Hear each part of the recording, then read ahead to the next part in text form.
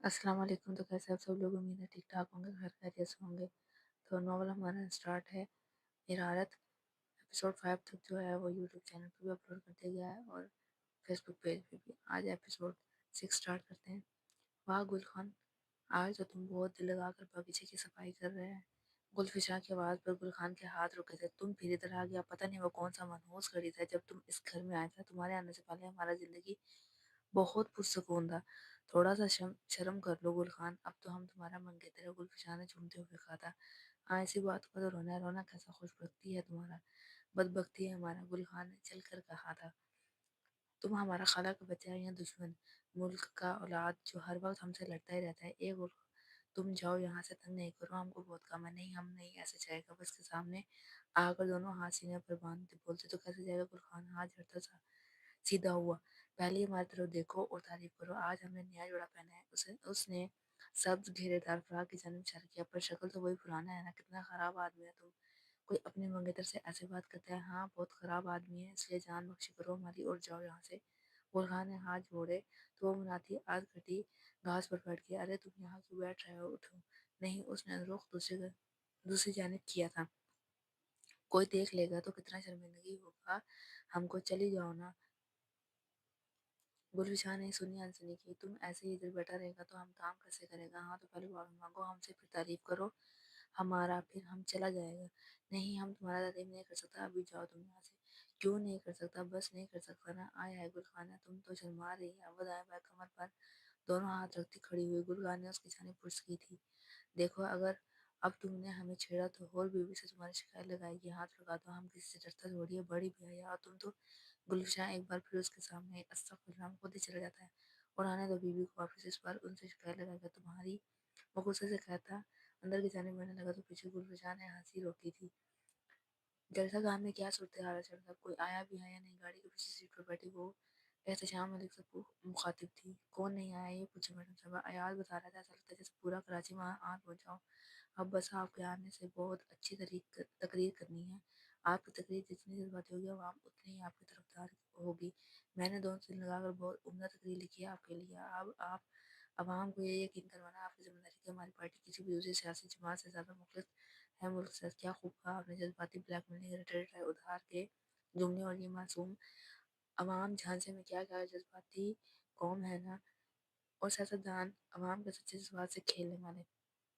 احتشام ملک نے گردن موڑ کر اسی جانب دیکھا۔ سیاست ایسے ہی ہوتی ہے میڈم، ہم سب کے بارے میں نہیں سوچ سکتے۔ احتشام ملک کا جوش قدر مالک پڑا تو پھر سیاست کی کرسی پر بیٹھ کر اقتدار سنبھال لے۔ ہم نے جب ملک کے بارے میں نہیں سوچا تو کس کے بارے میں سوچنا ہے؟ ذرا روشنی ڈالیں، بات کڑوی لگے گی آپ کو، مگر سچ یہ ہے کہ سیاست میں ضرورت سے زیادہ ایمانداری لے ڈوبتی ہے۔ یہاں سچ کم اور جھوٹ زیادہ چلتا ہے۔ اگر آپ جذبات سے کھیلنے اور جھوٹ بولنے میں ماہر نہیں ہیں تو آپ ایک بیکار سیاست ہیں۔ یہاں جو جتنا کرپٹ، ظالم، جابر اور مکروہ فریب جانتا ہے وہ اتنا ہی محترم بن جا ہوا سیاستدان ہے۔ سیاست میں سچ ڈبو دیتا ہے تو ڈوب جاتے ہیں شامل صاحب، وہ پرسکون انداز میں کہتی۔ احتشام ملک کو مزید حیرت میں مبتلا کر گئی تھی۔ سیاست کے سمندر میں ڈوب جانا موت ہے، اگر ڈوب گئی تو دور دور تک تنکے کا سہارا بھی میسر نہیں تھا۔ سب ساحل پر کھڑے خوشی سے آپ کو ڈوبنے کا انتظار کریں گے۔ احتشام ملک نے اسے سمجھانے کی صحیح کی۔ آپ بھی، اس نے صفامیہ آبرو جھکا کر پوچھا تو وہ گڑبڑا، میں بھی کیا، آپ بھی تماشائی ہوں گے؟ احتشام ملک بھی قسم ہم سپیچ کی بات کر رہے تھے، انہوں نے اس کی توجہ دوسری جانب مبذول کروانا چاہیے۔ لائیں دکھائیں کیا لکھا ہے آپ نے سپیچ میں؟ انہوں نے ان کی بات کا پس منظر سمجھتے ہاتھ آگے بڑھایا تو احتشام ملک نے کوٹ کی جیب سے لفافہ نکال کر اس کی ہتھیلی پر رکھا۔ سفید کاغذ پر لکھے سیاہ حروف کو سرسری سے پڑھنے کے بعد اس نے گردن گھما کر احتشام ملک کو دیکھا۔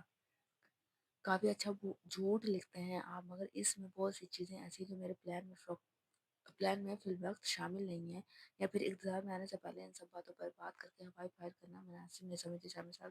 اور باقی کی تقریباً میں وہی سیاسی آب و ہوا دکھائی دے رہی تھی جس میں یہ قوم اتنے سال سے سانس لیتی آ رہی ہے۔ ہمیں قوم کو مختلف معیاروں میں الجھا کر بیوقوف بنانے کی کوشش، کیا یہ بہتر نہیں ہے کہ اپنے سیاسی مہم میں دیگر سیاسی جماعتوں اور مخالفین کے غباروں سے ہوا نکالنے کے بجائے اپنے پارٹی کے ساتھ کارکردگی، اپنے سیاسی طرز فکر اور اپنے منشور کے بل پر عوام سے رابطہ کروں؟ محض مخالفین کے کردار پر تبصرہ کرنے یا کیچڑ اٹھانے کی روش سے ملک میں نفرت تو پھیلائی جا سکتی ہیں، لیکن عوام کی سیاسی تربیت اور عوام کی بھلائی کا فریضہ انجام نہیں دیا جا سکتا۔ احتشام ملک نے نہ سمجھی سوچ دیکھا، مجھے عوام کے ساتھ عوام کے مسائل کو ڈسکس کرنا ہے، دیگر سیاسی جماعتوں کو نہیں۔ عوام کو ایسے بہت سے اہم مسائل درپیش ہیں شامل صاحب، جن پر دیگر سیاسی جماعتیں بات کرنے سے پہلے گریزاں ہے۔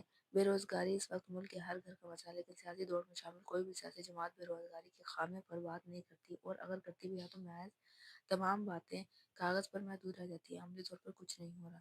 اس نے نگاہ اٹھا کر سڑک کے کنارے لگے پیچھے چھوٹ دینے والے درختوں کی قطار کو دیکھا، پھر توقع سے گویا ہوئے۔ عوام اپنے حقیقی مسائل کا حل چاہتے ہیں شامل صاحب، عوام بے بس ہے، وہ آنے والے الیکشن سے امیدیں وابستہ کیے بیٹھے ہیں کہ آنے والے سیاستدان ملک کو آسانی دے سکیں گے یا نہیں۔ اب تک ہر سیاسی جماعت اپنی سیاسی مہم میں عوام کے مسائل کو اجاگر کرنے اور اس کے بارے میں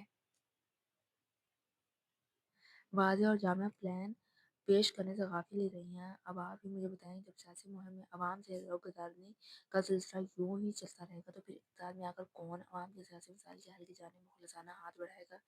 آپ چاہتے ہیں کہ عوام تڑپتے رہیں اور میں ان سے جھوٹے وعدے کروں؟ آپ عوام کے ساتھ مخلصہ، میں اس کی دل سے قدر کرتا ہوں، لیکن آپ جانتی تو ہیں کہ اس وقت اپوزیشن جماعتیں بھی جلد سے جلوس کر رہی ہیں۔ ایسی صورتحال میں آپ کے لفظوں کا پاورفل ہونا انتہائی ضروری ہے، اور اگر ایسا نہ ہوا تو سیاسی فضا ہمارے لیے منفی ثابت ہوگی۔ اور پھر انہوں نے نگاہ اٹھا کر ہر کو دیکھا۔ بولنا ہے تو بولنے میں کیا عرض ہے، ہم اپنی طرف سے پوری کوشش کریں گے، جو کہا ہے اس پر جس حد تک ممکن کو عمل کریں۔ میں آپ کی فکر سمجھ رہی ہوں، لیکن جھوٹے الفاظ پڑھوں گی تو دل اور زبان میں فاصلہ آ جائے گا شامل صاحب، میں یہ نہیں چاہتی۔ سچا حلف لے کر جھوٹی تقریر کروں گا تو صرف الفاظ گونجنے کی تاثیر کہیں ختم ہو جائے گی، کہیں کھو جائے گی۔ اس نے ایک بار پھر کھڑکی کے پار دیکھا۔ دل اور زبان کا ایک ساتھ رہنا ضروری ہے، ورنہ انسان شرف کے درجے سے گر جاتا ہے، اور جب انسان پس ہونے لگے تو رتبہ بلند نہیں ہوتا، خواہ وہ کتنا ہی اونچا کیوں نہ ہو۔ وہ 3 راتوں سے سوئے نہیں تھے۔ 3 مختلف شہروں میں ہونے والے جلوسوں میں موجود عوام کی جمہوریت نے نہ صرف خود مسلم کو ایک نئے عزم سے متعارف کروایا تھا، بلکہ اس کی اپنی سیاسی ذمہ داری کے احساس کو مزید اجاگر کیا تھا۔ وہ مزید سنجیدگی سے ملک اور عوام مسائل کے بارے میں سوچنے لگی تھی۔ شدید تھکاوٹ کے باوجود بھی اس نے اپنے ذہن میں گردش کرنے والے ملکی معاشی ترقیاتی منصوبے اور ان سے حاصل ہونے ترقیاتی فنڈز اور خارجہ پالیسی سے متعلق اہم پوائنٹس کا خاکہ قلم بند کر کے لیپ ٹاپ میں محفوظ کیا تھا۔ اور مسلم کے دل و دماغ میں اس وقت صرف سیاست، ملک اور عوام گردش کر رہے تھے۔ اس کی اپنی ذات اور زندگی کہیں پیچھے پس منظر میں رہ گئی تھی۔ وہ سیاست نہیں کرنا چاہتی تھی، پھر بھی کر رہی تھی۔ بعض اوقات تقدیر تدابیر کروا دیتے، اور اکثر اوقات تقدیر ہر تدبیر پر غالب آ جاتی ہے۔ پھر وقت حالات کی رد و بدل میں انسان سے وہ سب کرواتے ہیں جو وہ کبھی نہیں کرنا چاہتا۔ زندگی بدل جانے میں صدیاں نہیں لگتی، فقط ایک لمحہ پوری حیات بدل دیتا ہے، اور پھر وہی لمحہ صدیوں پر محیط ہو جاتا ہے۔ وقت کی سویا نے 3 کا بول دیا۔ وہ کبھی گہری نیند سوتی تھی، یا پھر نیند میں ہونے کے باوجود بھی کبھی اس کی گہرائی میں نہیں گئی تھی۔ اندھیرے اور مکمل خاموشی میں گھڑی کی ہلکی سی ٹک ٹک میں کسی اور آواز کا اضافہ ہوا تھا۔ اس نے آنکھیں وہاں کر کے گردن دائیں طرف گھمائی۔ فون کی وائبریشن نے گھڑی کی ٹک ٹک کو مدھم کیا تھا۔ اس نے ذاتی نمبر کو جہاں وقت اس کے پاس رہتا تھا کسی نامعلوم نمبر سے پیغام موصول ہوا۔ فون کی روشنی کمرے میں چھائی طریقے کے لیے مداخلت کا باعث بنی تھی۔ ہور نے ہاتھ بڑھا کر فون تھاما۔ اسکرین پر جگمگاتے پیغام کو پڑھتے اس کی آدھ کھلی آنکھیں پوری کی پوری کر گئے۔ رات کے اس پہر حزام داؤد کی جانب سے موصول ہونے والا پراسرار سا پیغام، اور آخر میں لکھا حزام داؤد کا نام ہی اسے حیرت میں مبتلا کرنے کو کافی تھا۔ وہ کہانی کے بل اڑتی سیدھی ہوئی۔ نوٹیفیکیشن بار میں اس کے صوتی پیغام وائس میسج تھا: کل شام 5 بجے آپ سے ملنا چاہتا ہوں۔ مسلسل صوتی پیغام نے اسے ششوپنج میں مبتلا کیا تھا۔ بلا شبہ وہ حزام داؤد کی واضح و آبازی سے سننا پسند نہیں کرتی تھی۔ یہ مجھ سے کیوں ملنا چاہتا ہے، وہ بھی الیکشن سے محض چند روز قبل؟ ایسے کون سے اہم ملکی مذاکرات کرنے ہیں حزام داؤد نے اپنے سیاسی حریف کے ساتھ جو آدھی رات کو میسج چھوڑا ہے میرے لیے؟ وہ فون ایک طرف رکھتی بیڈ سے نیچے اتر کر کمرے میں ٹہلنے لگی۔ حزام داؤد سے خیر کا امید رکھنا تو سراسر بے وقوفی ہے، پر وہ مجھ سے ملنا کیوں چاہتا ہے، اور ملاقات بھی ایسی خفیہ کہ وہ گہری سوچ میں مبتلا تھی۔ حزام کے پیغام نے اسے پریشانی میں سے زیادہ تجسس میں مبتلا کیا تھا۔ کیا شامل صاحب سے بات کروں؟ اس نے خود سے سوال کیا۔ نہیں، اتنی جلدی رد عمل دینا مناسب نہیں، مگر حزام داؤد جیسا خود پسند اور خود پرست انسان نے انزلی جھڑپ کے بعد مجھے خود سے رابطہ کرنے سے تو رہا، پر وائس نوٹ تو اسی کا تھا۔ کیا کروں؟ ہتھیلی کا مکہ بنا کر اس نے اپنی پیشانی پر دھیرے دھیرے مارتے اپنے سوالوں کے جواب تلاش کرنے کی کوشش کی۔ کل شام 5 بجے ڈیزاسٹر ریسٹورانٹ۔ اف، ایسا خوفناک نام کے حامل ریسٹورانٹ میں ملنے کی ضرورت تھی۔ کہیں مسٹر ڈیزاسٹر میرے لیے کوئی مشکل تو نہیں کھڑی کرنے والا، یا پھر مجھے پہلے کی طرح خریدنا چاہتا ہے؟ کچھ تو ہے، مگر کیا؟ الجھن سے تنگ آ کر اس نے گہری سانس خارج کی۔ Fine, let's see the disaster. یہ برس میں اس کی دوسری صبح تھی، وہاں چھٹیاں گزارنے کی غرض سے آئی یا محتشم کمال سے خفا ہو کر اس نے حفصہ پر کوئی بھی بات واضح نہیں کی تھی، اپنے دوست سے کمرہ رات گئے تک جاگتی رہی، تو برس میں صبح کا منظر نہ دیکھ کر بالکل دکھی ہوئی تھی۔ جمائی روکتے ہوئے اس نے اطراف میں دیکھا، چہری اس نے آواز دی پر ویسے کہیں نظر نہیں ہے، اسے کمفرٹر ہٹا کر سلیپر پہنے مگر فون کی گھنٹی پر اس کا پاؤں ساکت ہوئے، پپو کالنگ اسکرین کی جانب دیکھتے اس نے سرد آہ کھینچی۔ وہ محتشم کمال سے جتنی بھی خواتین مگر حفصہ سے ناراض نہیں ہو سکتی، سو فون کان سے لگا گئی۔ شکر ہے تم نے فون تو آن کیا، کیا کل سے کوشش کر رہی ہوں تم سے بات کرنے کی مگر تمہارا فون بند تھا۔ محتشم بھی پریشان، تم اچانک ہی چلی گئی، باپ سے اس قدر ناراض ہو کر سبھی اور سائم کا بھی خیال نہیں آیا۔ حفصہ کا لہجہ شکوہ کرنا، میں کسی سے خفا نہیں ہوں حفصہ پھپھو، پھر جہاں تک بات سبھی اور سائم کی ہے تو میں جانتی ہوں آپ کا خیال مجھ سے بہتر رکھیں گی، میرا بھی تو رکھا تھا نہ جانے کیوں وہ رنجیدہ ہوئی تھی، خوش ہوا ہے حفصہ پوچھے بغیر رہ نہ سکی۔ نہیں، اس نے بے خبر سعودی عریشہ اور انوشا کو دیکھا اور کمرے سے ملیکہ چھوٹے سے ٹیرس کی جانب آئی جہاں سے پیرس مزید خوبصورت دکھائی دیتا تھا۔ تمہارے محتشم سے جو بھی تعلقات ہیں ہم مل کر حل کر لیتے ہیں، کچھ اختلافات کبھی حل نہیں ہو سکتے نہیں ہوتے، آپ جانے دیں، میں ایک دم سب کچھ نہیں چھوڑ سکتا ہوں، اور وہ اس بارے میں بات کیوں کر رہے ہیں، ہم اس بارے میں بات کیوں کر رہے ہیں۔ وہ چڑ گئی تھی، جن باتوں سے بچنے کے لیے پیرس آئی تھی حفصہ وہی دہرا رہی تھی، کیونکہ جب تک بات نہیں ہوگی مسئلہ حل نہیں ہوگا۔ وہ اس سے زیادہ مسکرائی، مسئلہ بات کرنے سے حل بھی نہیں ہوگا، ڈیڈ کو سیاست کے آگے کچھ دکھائی نہیں دیتا، اپنی بیٹی بھی نہیں، ڈیڈ نے حریم کو کھو دیا، اب وہ حور کو کھو رہے ہیں اور انہیں اس بات کا احساس تک نہیں ہے۔ اس کی زندگی اتنی ہی تھی۔ حریم کے ذکر پر حفصہ دکھی ہوئی تھی، چند لمحے دونوں جانب خاموشی چھائی رہی، پھر حفصہ کی بے حد مطلب آواز گونجی، سبھی تمہیں بہت یاد کری اور میں بھی، انہوں نے بالواضح طور پر اسے واپس آنے کا کہا تھا، میں کچھ دن مزید یہاں رہنا چاہتی ہوں۔ اس کا لہجہ بیزار سا تھا جسے حفصہ نے محسوس کیا۔ تم ڈسٹرب لگ رہی ہو مجھے، کیا کوئی اور وجہ بھی ہے؟ نہیں، آنکھوں کے کنارے کچھ نم سے ہوئے، وہ حفصہ کو ٹال رہی تھی مگر ٹال نہیں سکی تھی، کچھ تو ہوا کیونکہ تمہارا لہجہ اور آواز تمہاری زبان کا ساتھ نہیں دے رہی۔ آج میں نے پریال اقبال کو دیکھا تھا، بہت خوش نظر آ رہی تھی اپنی فیملی کے ساتھ، لگتا ہے چھٹیاں گزارنے آئے ہیں یہاں، تم اس لیے افسردہ نہیں ہوئی، بتا رہی ہوں آپ کو۔ اس نے قدمیں جھٹک کر فون دوسرے ہاتھ میں منتقل کیا، تمہیں برا لگ رہا ہے نا؟ حفصہ نے جاننے کی کوشش کی، وہ معدوم سا مسکرائی، پھر گہری سانس اندر کھینچتی گویا وہ صرف صبر آنے کی دیر ہوتی ہے پپو، ایک بار جو صبر آ جائے تو پھر روئے اور انسان تکلیف نہیں دیتے، صبر بڑے سے بڑے زخم پر مرہم کا کام کرتا ہے، جب مرہم مل جائے تو درد کی شدت میں کمی آ جاتی ہے، تکلیف کی نوعیت بدل جاتی ہے۔ اگر وہ اپنی زندگی میں خوش ہے تو میں بھی اپنی زندگی میں ان کے بغیر خوش ہوں گا، کہ افسر نے یوں پوچھا جیسے یقین ہے ہم۔ اس کا سر اسباب میں ہلا، نگاہ آسمان پہ جا ٹھہری، ایک بات ان تک پہنچا دیں۔ کون سی بات؟ افسر کے لہجے میں حیرت تھی، ایسا پہلی بار ہو رہا ہے جب حور نے خود سے فریال کے لیے کوئی پیغام بجانے کے لیے کہا تھا۔ وہ زندگی میں پہلی بار فریال کے متعلق اتنی طویل گفتگو کر رہی تھی، ورنہ افسر کی لاکھ کوشش کے باوجود بھی فریال کے بارے میں کوئی بات نہیں کرتی تھی۔ حفصہ اکثر فریال کی فون کالز اور اس کی حور کے لیے محبت، ان سے ملنے کے لیے فریال کی بے چینی کا ذکر کرتی رہتی تھی، جسے وہ منہ ہاتھ سے ٹال دیتی تھی اور حفصہ بھی پسی سے آہ بھر کر رہ جاتی تھی۔ مگر جب پہلی بار وہ فریال کی بات کری تو حفصہ اسے سننا چاہتی تھی، اگر اس سال انہوں نے میری سالگرہ پر تحفہ بھجوایا تو اچھا نہیں ہوگا؟ حفصہ کچھ ثانیے خاموش رہی، پھر بولی، وہ تمہیں تحفے بھجواتی ہے تو تم کون سا اس کا صاحب کو سینے سے لگاتی؟ کیوں لگاؤں، انہوں نے مجھے لگایا تھا سینے سے۔ اب بس کر دو، اور وہ ماں ہے تمہاری، ماں ہے تو چھوڑ کے کیوں گئی؟ کہ وہ دونوں ایک دوسرے کے ساتھ نہیں رہنا چاہتے تھے تو بے روح کے مجسمے ہو کر کیسے ایک ساتھ زندگی گزارتے؟ حفصہ نے اسے حقائق بتانے کو دیے، تو نہ رہتے، چھوڑ دیتے، لیکن ان دونوں نے ایک دوسرے کو چھوڑنے کے ساتھ ساتھ مجھے بھی چھوڑ دیا۔ ڈیڈ نے خود کو سیاست میں مصروف کر لیا اور ان کی سابقہ اہلیہ نے ایک بہت بڑے بزنس مین سے شادی کر لی، اب وہ دونوں ہی بے روح مجسمے نہیں رہے۔ پھر مجھ سے موم ہونے کی امید کیوں کرتے ہیں؟ ہر بار کیوں سفارش لے کر آ جاتی ہیں وہ آپ کے پاس کہ میں ان سے بات کروں، ایک بار ملوں؟ تمہاری محبت کھینچ لاتی ہے اسے۔ مجھ سے جذباتی باتیں نہ کیا کریں پپو، ٹکے کے بھاؤ بکتے ہیں یہ جذبات۔ وہ بعض معاملات میں بہت ضدی تھی، یہ تو حفصہ جانتی تھی، لیکن بعض اوقات وہ کوری ہو جایا کرتی تھی، ایسی کوری کہ حفصہ بھی اسے سمجھ نہیں پاتی تھی۔ چیری آ گئی ہے، فون بند کرتی ہوں، پھر بات کروں گی آپ سے، ابھی چیری کو کچھ کھلانا اور پھر کسی ویٹرنٹی ڈاکٹر کو بھی ڈھونڈنا ہے۔ چیری کو کیا ہوا ہے پتہ نہیں، 2 دن سے کچھ کھا نہیں رہا، سوچا ڈاکٹر کو دکھاؤں اپنے پاؤں۔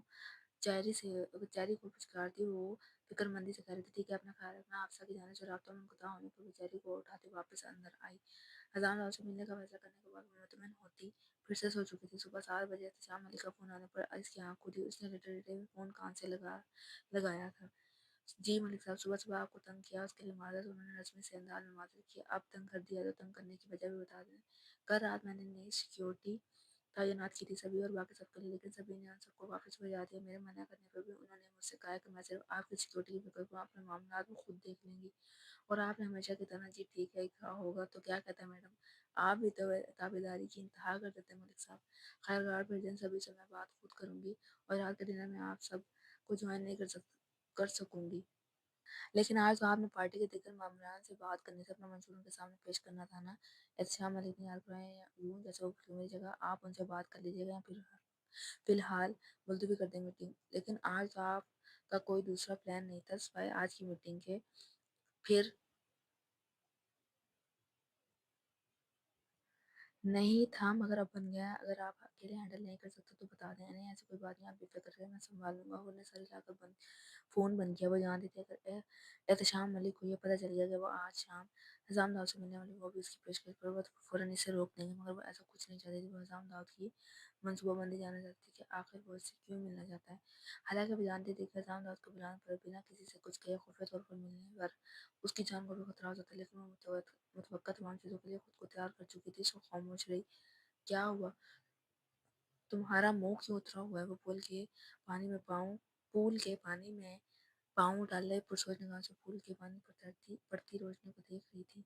उसकी खामोशी पर सामने उसके शोल्डर कट बाल जिन्हें मुहामा वक्त खुदा रखती थी उसकी लट खींची तो उसने खा जाने वाली नजर से शाम को देखा। क्या है? उसने गर्दन घुमा कर रहे वही तो पूछ रहा हूँ क्या है? वो भी इसका करीब बैठा हुआ है। नाना याद आ रहे हैं। दोनों हाथ जोड़े पटकाते हुए कासिम को मुंह दिखाई देते हुए से झगड़ा हुआ तुम्हारा। खाला बोला करो, सभी ने हमेशा कहा जाने वाला तुम भी तो कहती मेरी बात और मैं तुमसे बड़ी हूँ। हाँ सिर्फ 3 साल। कहते हुए इसने 3 उंगलियां दिखाई। तो बड़ा बड़ा ही होता है चाहे 3 दिन में क्यों ना हो, सीखते हैं। अब बताओ होर से झगड़ा क्यों है? तुम्हें किसने कहा मेरा और होर का झगड़ा हो? क्योंकि सभी अकबर पुराना जान तब याद आते हैं जब वो होर से खफा होती है। ये तुम्हारा मुजाहिदा इतना स्ट्रॉन्ग कब से हुआ है? से पुलिस साहब ने फर्जी कॉलेज जाड़े से ऐसे खानदान से ताल्लुक है, इंटेलिजेंस विरासत मिली है। ओह! इतने तुम अफलातून के ख़ानदान से ताल्लुक़ रखने वाले, मैथ का टेस्ट तो पास नहीं हुआ तुमसे। उसने पिछले साइम को पिछले माह होने वाला एडमिशन टेस्ट याद करवाया, जो वो तैयारी के बावजूद भी नहीं पास नहीं कर सकता। माना कि रियाज़ी कमज़ोर है मेरी लेकिन ऑब्ज़र्वेशन बहुत अच्छी है, मगर क्या करेंगे अभी कभी गरूर नहीं किया उसने। शाहाना दार को सभी चाह कर भी अपनी हँसी रोकनी पे तुम्हारे पास ऐसा कुछ भी नहीं जिस पर तुम गरूर करो। हाँ, तुम कहाँ मानोगी जलती जो हो मेरी शख्सियत से। ऐसी शख्सियत पर कहीं चूल्हे से न जाऊं। इसने पूल का पानी हथेली में भरकर साइम की जानिब उछालते हुए कहा। सभी बीबी साइम बाबा जल्दी से अंदर आए। गजब हो गया, गजब हो गजब, यकीनन इसका तोता इसकी तोती को धोखा देकर उड़ गया होगा। साइम ने हंसते हुए फिसल दिया। हमारे तोते को कुछ नहीं हुआ। फिर क्या हुआ है? सभी जमीन पर दबाव डालती खड़ी हुई। निकाह हो गया, निकाह। निकाह। साइम ने सभी को देखकर दोहराया। किसका? गुल खान का। वो महफूज होते मुस्तबसिर हुई। गुल खान हमारे सिवा किसी और से निकाह करेगी तो टांगें नहीं तोड़ देगी। हम तो होर बाजी की बात कर रहे हैं, उनका निकाह हो गया है। हाँ। कोई ख्वाब तो नहीं देख लिया गुलफिशा? साहब ने बात की संगीनी को कम करने की लाशौरी कोशिश की, जबकि सभी अब तक साकित थे। जागते में ख्वाब नहीं देखता हम, अभी खबरनामे में देखा है हमने। वो खबरों वाला बता रहा था कि होरबाजी का निकाह हुआ है वो उस छिपकली वाले के साथ। वो इन दोनों का तस्वीर भी आ रहा है बार बार। सभी और साहब ने एक दूसरे को देखा, फिर दोनों अंदर की तरफ भागे। रॉयल ब्लू कुर्ता कैपरी हम लोगों में बट्टा जिस पर कहेंगे स्पैर छोटा फूल नुमा प्रिंटर स्पैर नफीस हील्स पाँव में पहने वो डिजास्टर होटल के सामने खड़ी थी। होटल की इमारत खासी बुलंद और शानदार थी। मगरबी तर्ज का इंटीरियर और ग्लास मिरर के अंदर जलती बुझती रोशनियां इमारत की खूबसूरती में इजाफा कर रही थी। हूर ने निगाह उठाकर अपने अतराफ में देखा। वो इस वक्त वहाँ किसी भी तरह की मीडिया गैदरिंग और फॉर्मल टॉक नहीं चाहती थी। सो बिना रुके दाखिली दरवाज़ा और उसके इमारत की कुशादगी के सबब इसे दो हिस्सों में मुनक़सिम किया गया। एक तरफ रेस्टोरेंट जबकि दूसरी जानिब होटल का स्टे एरिया था। इमारत से अंदर आओ तो स्याह सफ़ेद मार्बल का फर्श और फर्शी रंग से मुताबिकत रखते सोफे जो कि गोलाई की शक्ल में थे। सीटिंग एरिया के बिल्कुल सामने ज़रा फासले पर रिसेप्शन था। शीशे के बने काउंटर दूसरी जानिब स्याह कोट में मलबूस लड़की और दूसरी तरफ उसी ड्रेस में कोट में मौजूद एक लड़का खड़ा था। उसने एक ही निगाह में वहाँ मौजूद हर शय का ससरी जैसा ली और आगे बढ़ी। अब इसका रुख रेस्टोरेंट की जानिब था। एक्सक्यूज मी मैम, क्या आप हजाम दाऊद की गेस्ट हैं? उसके से अनजानी सजा ने उसने रुकने पर मजबूर किया। वो हैंड बैग एक क्लास से दूसरी क्लास में करती पलटी। सामने सादा शख्स होटल का कोई वर्कर मालूम होता था जिसका अंदाज हुर को उसके ड्रेस कोड से मालूम हुआ था। आपसे किसने कहा? वो मोहतात हुई थी। हजाम सर ने वो पुरतमाद लहजे में बोले, जी उन्हें इन्हीं से मिलना है। Okay ma'am. इसने कहकर दूर खड़े किसी शख्स को इशारा कर खुद मुस्कुरा कर आगे बढ़ गया। हॉर ने दूसरी तरफ देखा तो हाथ में ट्रे थामे एक वेटर उसी की तरफ आ रहा था। आप इस तरफ आए। वेटर ने प्राइवेट एरिया की तरफ इशारा किया। हॉर ने चौंक कर इसे देखा। प्लीज मैम, आपकी टेबल वहाँ है। वेटर ने लचीले अंदाज में कहा। ठीक है चलो। वेटर के पीछे चलती ग्लास डोर अबूल करते इसे पहली दफा शिद्दत से एहसास हुआ कि उसे इल्जाम दावत के एक पैगाम पर वहाँ नहीं आना चाहिए था। रेस्टोरेंट का नीचे हाल मुकम्मल तौर पर खाली था। मदम धुनों के संग चारों तरफ जलती हुई मोमबत्तियां और छत पर नस्ब फानूसी फैंसी फानूस चारों तरफ राहत बख्श रोशनी में फिरते वहां के माहौल को पुरकशिश बना रहे थे। वेटर ने बेशुमार और मेजों की बस्त में मौजूद एक मेज की तरफ इशारा किया। मैडम, आपकी जगह यहाँ है। मेज पर मौजूद ताज़ा लिली के फूल ने इसे पल भर के लिए बरतहर में मुबतला किया। वो बिना कोई तासुर दिए कुर्सी पर विराजमान हुई। लाशौरी तौर पर बालों के कर्ज को हाथ से दुरुस्त करती गर्दन ऊंची करके वेटर की जानती का मिस्टर हजाम साहब कायम हो गए।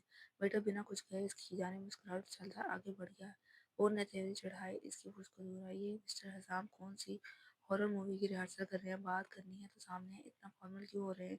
यूं जैसे मैं इनकी असलियत से नावाकिफ। किराए में मौजूद ब्रेसलेट पर एच के हरूफ पर उंगली फिरती वो पुरुष को सोच निगाहों से लिली को तक रही थी जब अचानक उसकी निगाह लिली के बैन बीच में अटके गुलाबी नोट पर ठहर ठहर गई।